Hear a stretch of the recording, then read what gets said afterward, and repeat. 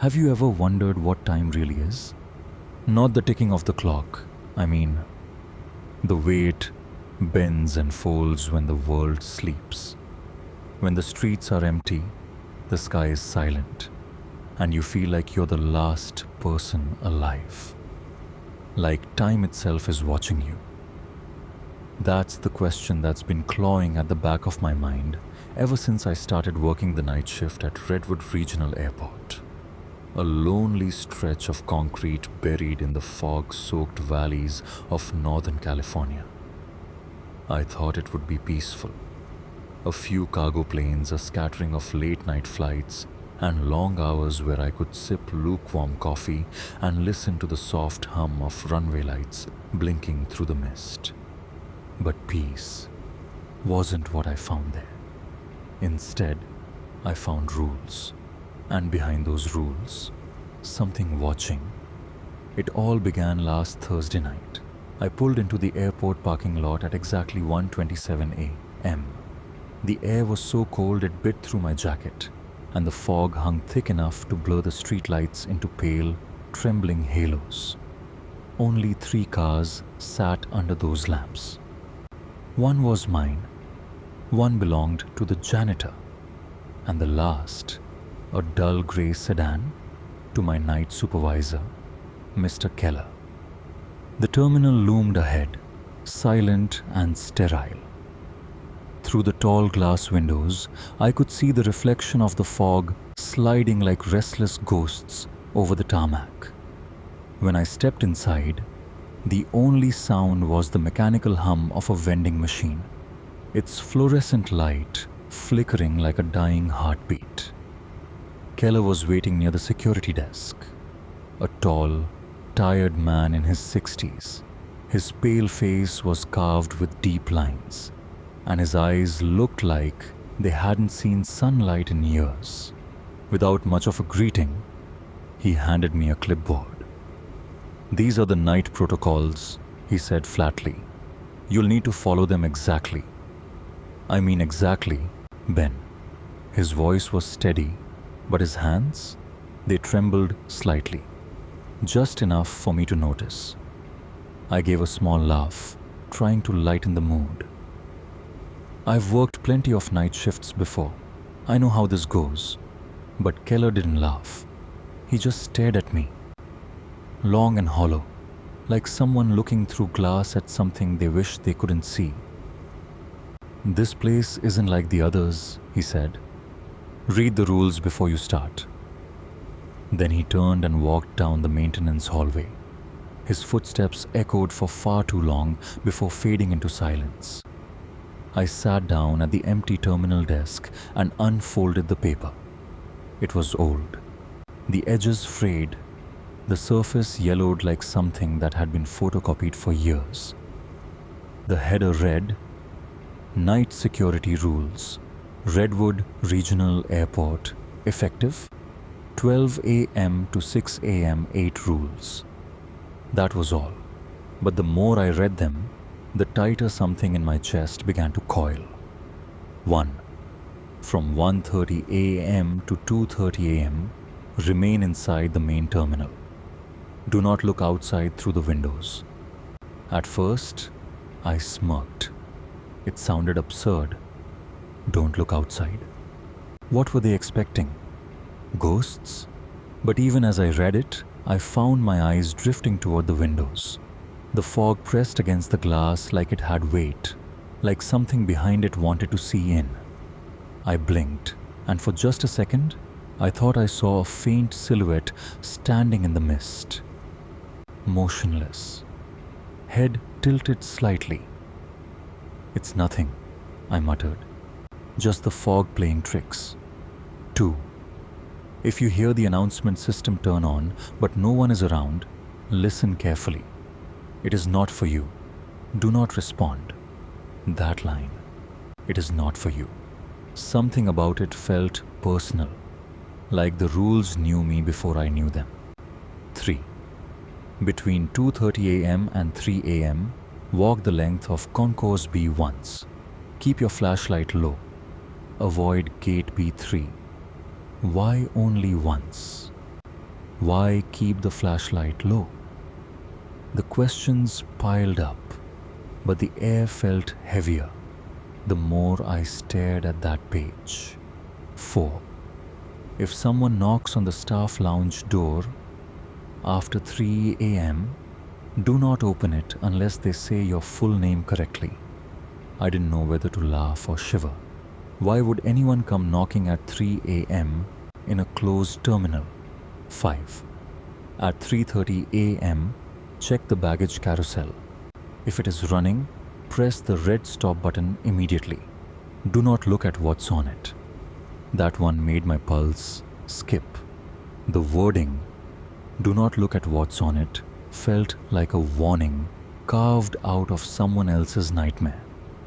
6.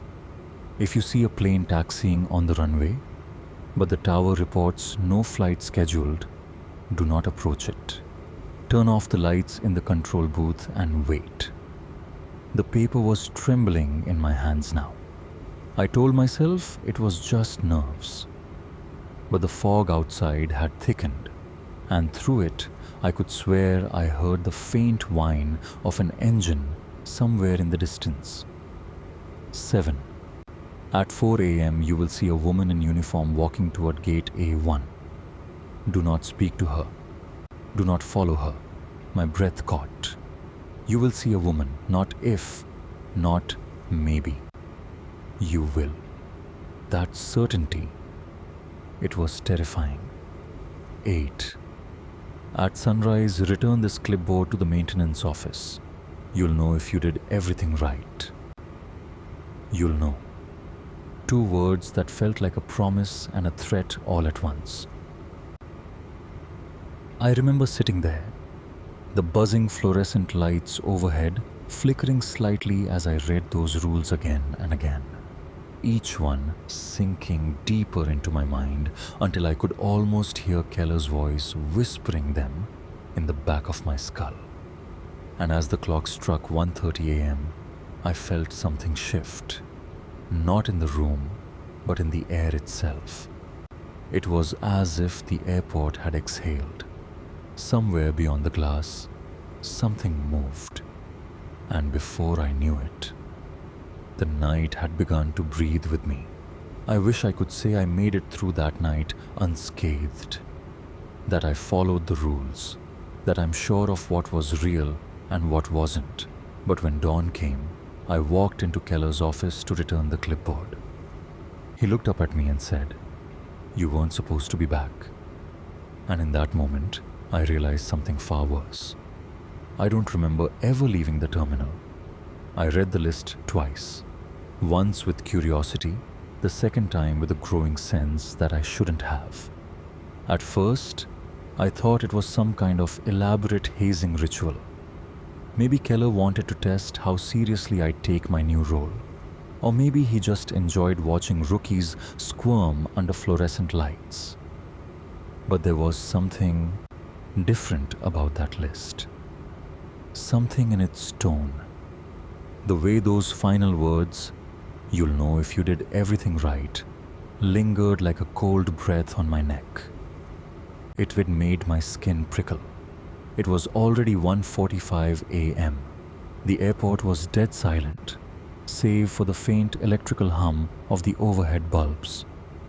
That sound, constant and low, like an insect trapped inside the walls, became the rhythm of the night. I glanced at the digital clock beside me. The seconds crawled forward, stubborn and slow, as though time itself had grown tired of moving. For a brief moment, I thought of leaving, of walking out through those automatic doors and never coming back. But I didn't. I told myself I was being ridiculous, that the night plays tricks on tired minds. So I stayed. To distract myself, I started checking the security monitors. Each screen bathed my face in cold blue light, flickering with the dull monotony of a forgotten place. One camera showed the empty terminals, chairs neatly arranged in lifeless rows. Another watched over the runway, blanketed in mist. The third focused on the cargo bay, where a forklift sat motionless in the dark, like some dormant animal waiting to wake.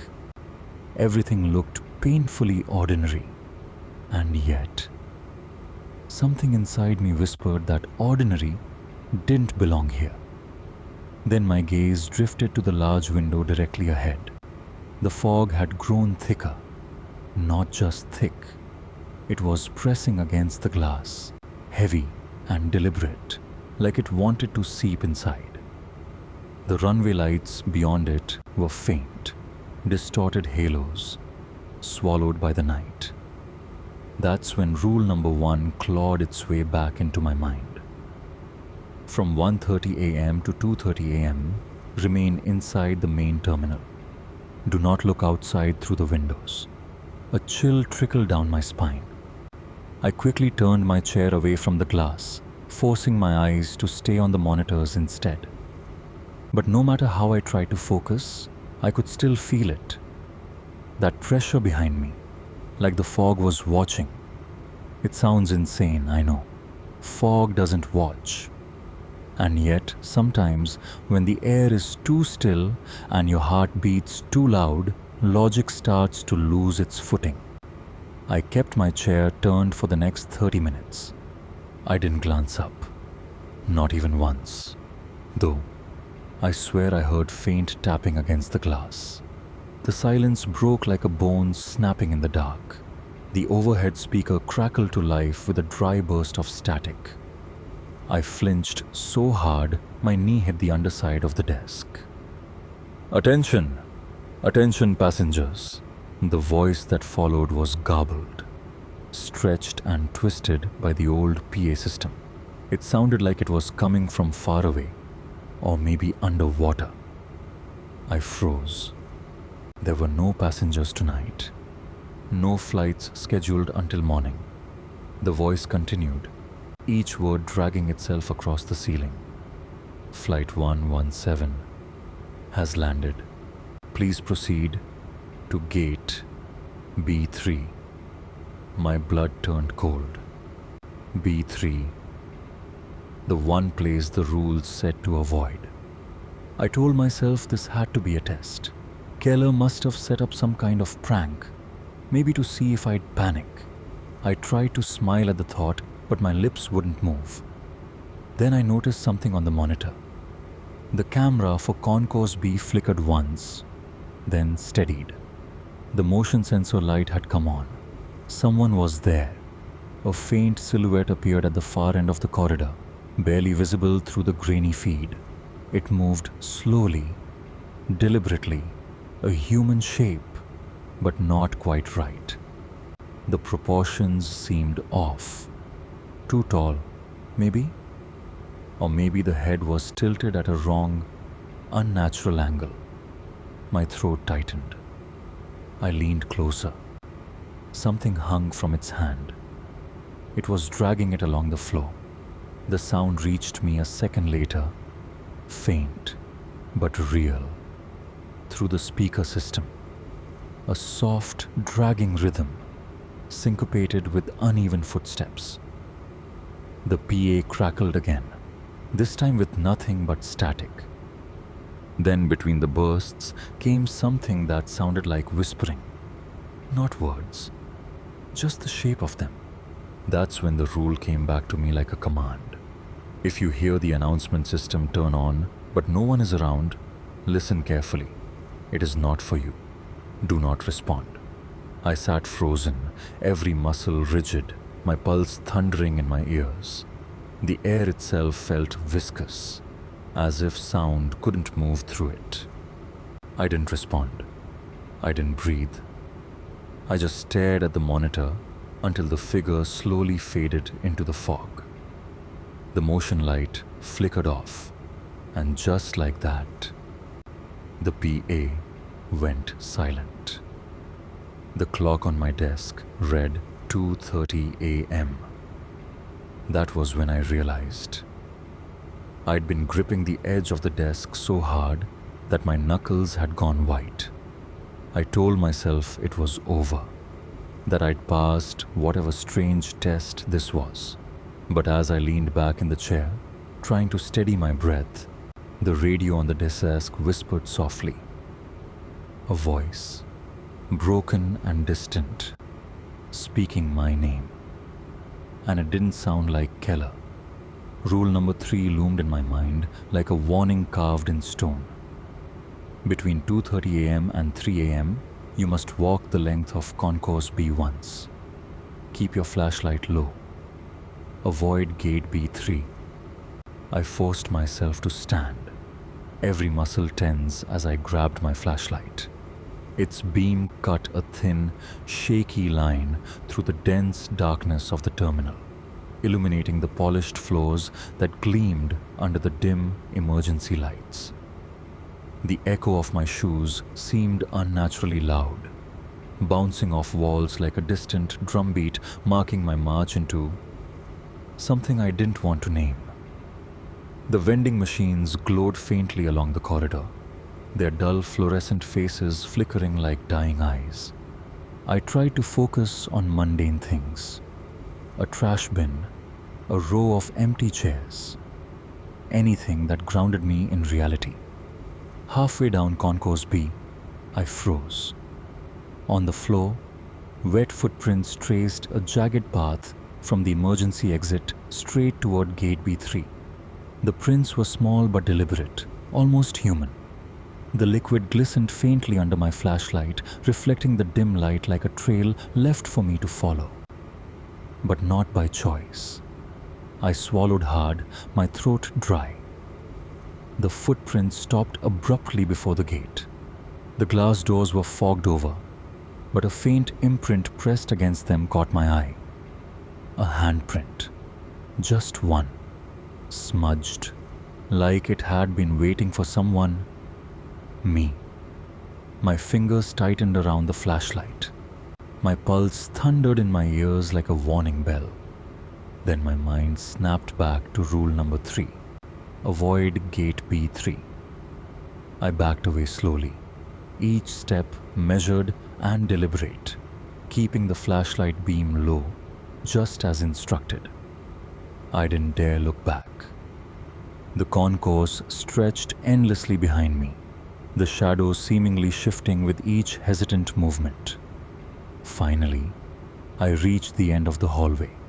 My legs trembled, my chest heaving. I looped back to the main desk, each footstep echoing like a countdown. When I returned, the clock read 2:58 a.m. I had survived the first patrol, barely. I had just sunk into the chair, attempting to calm the wild rhythm of my heart, when a soft, deliberate knocking broke the silence. "Ben!" A voice called from the staff lounge behind me. "It's Keller. Can you open up?" I froze. The hallway light flickered faintly above the lounge door. My fingers tensed around the edge of the desk. Keller was supposed to be in the maintenance area all night. Why was he here? Then my mind raced to rule number 4. Do not open the staff lounge door unless they say your full name correctly. The voice came again, dragging slowly through the quiet. "Ben, come on, open the door." Something about the cadence was wrong. Too flat, too deliberate, too slow. My stomach turned as I realized this wasn't the Keller I knew. I didn't answer. After a pause, the voice whispered again, "Ben, it's me, Keller." Still no last name. I swallowed my fear and leaned forward, my hand hovering over the doorknob. "Say my full name," I whispered, my voice trembling. Silence. Then, after what felt like an eternity, the voice rasped softly. "You already know I can't." The light flickered once more, and I watched in frozen horror as the shadow beneath the door seemed to slide away, like something liquid leaving a shape behind. When I checked the hallway camera, the feed was empty, completely silent. But I knew what I had heard. By now, I was beginning to convince myself that my mind was fraying. The stress, the isolation, the monotony of the night. Maybe I was hallucinating. Maybe it was all a dream, stitched together by fatigue and fear. Then I heard it, the low, insistent whirring of the baggage carousel coming to life. No flights were scheduled. The belt spun slowly, first empty, then something small rolled onto it. A single worn shoe. My heart stuttered. Another object appeared. A small torn suitcase tag, its edges blackened as if singed. Then, something resembling a sleeve, pale and twisted, rolled across the moving belt. I could hardly breathe. Rule number 5 came to mind in a wave of terror. If the carousel is running, press the red stop button immediately. Do not look at what's on it. I forced my eyes down, turning away from the belt. My legs moved automatically, my hands shaking as they slammed the red button. The carousel groaned, shuddered, and ground to a sudden, final halt. For a heartbeat, silence. And then, from the shadows of the stopped belt, a faint, rasping whisper curled around me. Too late. I spun around, flashlight trembling in my grip, but the area was empty. Or almost empty. I needed air. The walls of the terminal felt as if they were closing in, pressing against me. A silent weight I couldn't shrug off. I walked toward the control booth overlooking the runway, each step echoing hollowly, amplified by the emptiness around me. The fog had grown almost unnatural now. Thick, viscous, clinging to the runway lights like smoke from a dying fire. It blurred the edges of reality, turning ordinary lights into glowing, wavering specters. That's when I saw it. A plane, taxiing along the edge of the runway. Its form was faint, as if the fog itself had conjured it. But there were no scheduled flights. The tower lights were dark. The air hung heavy with static. The aircraft had no markings, no tail number. Its windows were black voids. A shiver ran down my spine. Rule number 6 came back to me in a whispering memory. Do not approach it. Turn off the lights in the control booth and wait. My fingers trembled as I killed the booth light and crouched low behind the glass. The darkness pressed in, the fog outside thickening, almost alive. The plane rolled closer, its landing lights blinking slowly, deliberately. Then it stopped directly in front of the terminal. Something moved inside the cockpit. A face, pressed against the glass, staring back at me. It wasn't a pilot. Not human. At least not entirely. Its features were wrong, stretched and distorted, as if someone had tried to recreate a face from memory, but failed. I could feel it watching, studying me with eyes that reflected nothing I recognized. I stayed crouched, frozen, counting my own breaths as the engine hummed and vibrated through the floor. Then, slowly, the sound faded into the fog. I dared to peek again. The plane was gone. Or perhaps it had never been there at all. Exactly as the rules had promised, she appeared. At 4 a.m., a woman in uniform glided down the concourse toward gate A1. Her hair was immaculate, her stride calm, perfectly measured. But there was something wrong. Her movements were too fluid, too precise, as though she floated on air rather than stepped on the polished floor. Her uniform seemed untouched by the shadows, almost luminous in the dim light. Curiosity clawed at me, sharper than fear. I wanted to call out, to ask her who she was. But rule number 7 thundered in my mind. Do not speak to her. Do not follow her. I forced myself to stay still, barely daring to breathe. As she approached the glass doors at gate A1, she turned her head. Just slightly. And I caught her reflection. But it wasn't right. The reflection didn't match her posture. Her mirrored face tilted toward me in a way that the real figure did not. I stumbled back, heart hammering in my chest. And when I blinked, she was gone. No footsteps, no whisper of movement, just empty hallway. I returned to the main desk, sinking into the chair like it might keep me anchored to reality. The air was heavier now, electric and suffocating. Even the lights seemed louder, buzzing over my head, an incessant reminder that the night had not yet released its grip. Then, at the far end of the hallway, Keller appeared. He looked normal, tired, almost human. Relief coursed through me like a tide breaking. "Morning," he said casually. "How was your first night?" I almost laughed, the sound strangled and raw. "Terrible," I said. "You didn't tell me this place was haunted?" Keller raised an eyebrow. "Haunted?" I held out the clipboard. "The rules. I followed them all." He frowned, flipping through the papers. "Ben," he said slowly, "I didn't give you any rules tonight." My mouth went dry. You handed me this when I came in." He shook his head, pale. "No. I haven't left the maintenance room all night. Look." He turned the clipboard around. Blank. Every page, clean. No handwriting. No printed rules, nothing. Keller's expression shifted from confusion to fear, and he looked at me with an intensity that made my stomach tighten. "Ben," he said carefully, "what time did you start your shift?" 1:30, I said, still trying to make sense of everything. "You told me to." His face went ashen.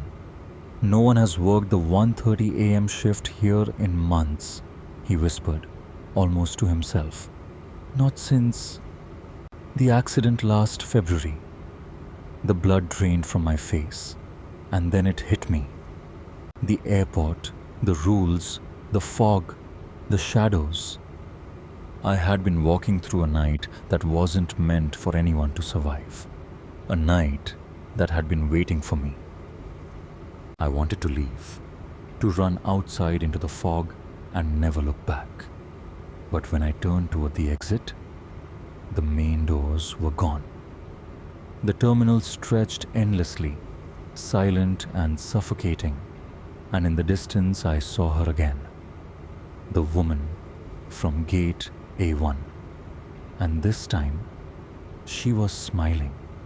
The color drained from my face until I could almost feel the chill beneath my skin. "What accident?" I whispered, though part of me already dreaded the answer. Keller hesitated, a pause too heavy to be casual. "Flight 117, he said quietly. "Cargo plane. Crashed during taxiing. Heavy fog. Poor visibility. It caught fire near gate B3. Gate B3. The rule I'd been warned to avoid." He swallowed, his voice barely above a murmur. The security guard on duty that night never made it out. They only found his clipboard near the gate. Burnt around the edges, I stared at him. Words locked somewhere behind my teeth. The air seemed to thicken, the fluorescent lights above flickering as though the building itself remembered. Then it came, a faint, static-laced voice over the PA system. "Attention! Attention passengers! Flight 117 has landed. Please proceed to gate B3. The announcement echoed through the empty terminal, mechanical and distorted, like it had traveled through a graveyard of broken wires before reaching us. Keller's head snapped toward the ceiling speakers, his expression tightening. "Who the hell turned that on?"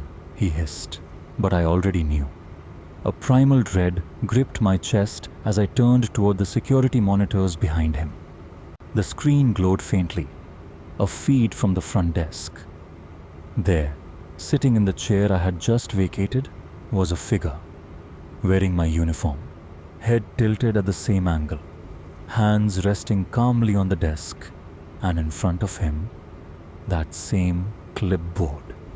For a moment, I couldn't move. The hum of the monitors merged with the static of the PA system until it felt like the building itself was breathing. Keller reached for the keyboard, trying to switch the feed, but the keys didn't respond.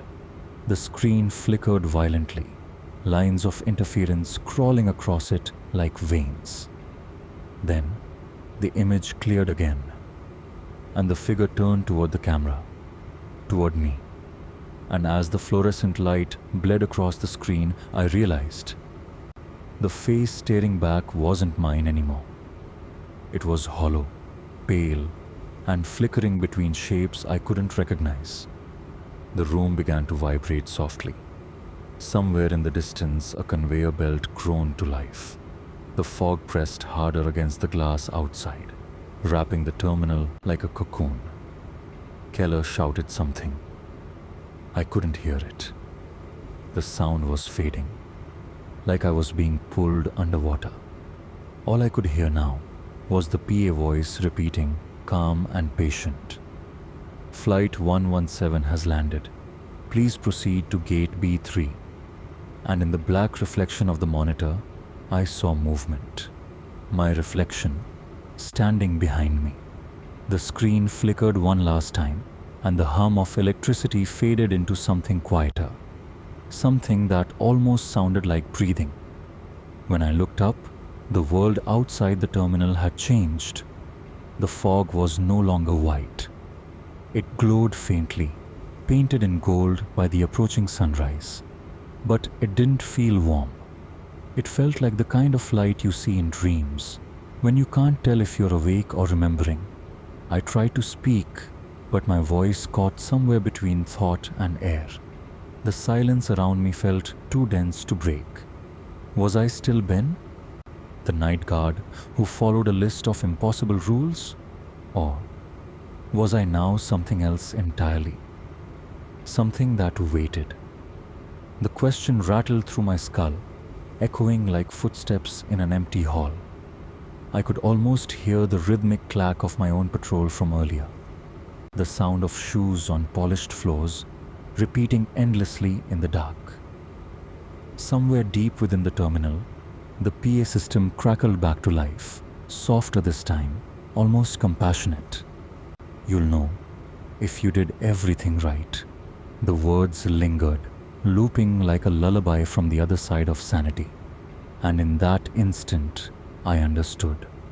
Because I was still here, not alive in the way I remembered, but not gone either. Just here, waiting. The sunlight bled across the glass, illuminating the empty rows of seats, the silent vending machines, the hollow hum of a place trapped between days. Then, in the reflection of the security window, I saw a door open near the lobby. A new silhouette stepped through, tired, unsuspecting, holding a fresh cup of coffee. Another night guard, another me.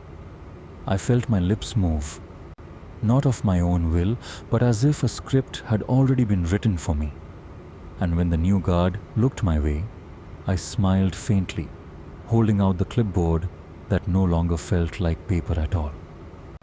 "You're here early," I said softly. "You'll need to follow these rules." The sunrise brightened the fog into a blinding white. The announcement chimed once more. "Flight 117 has landed," and somewhere deep within the terminal, the carousel began to turn.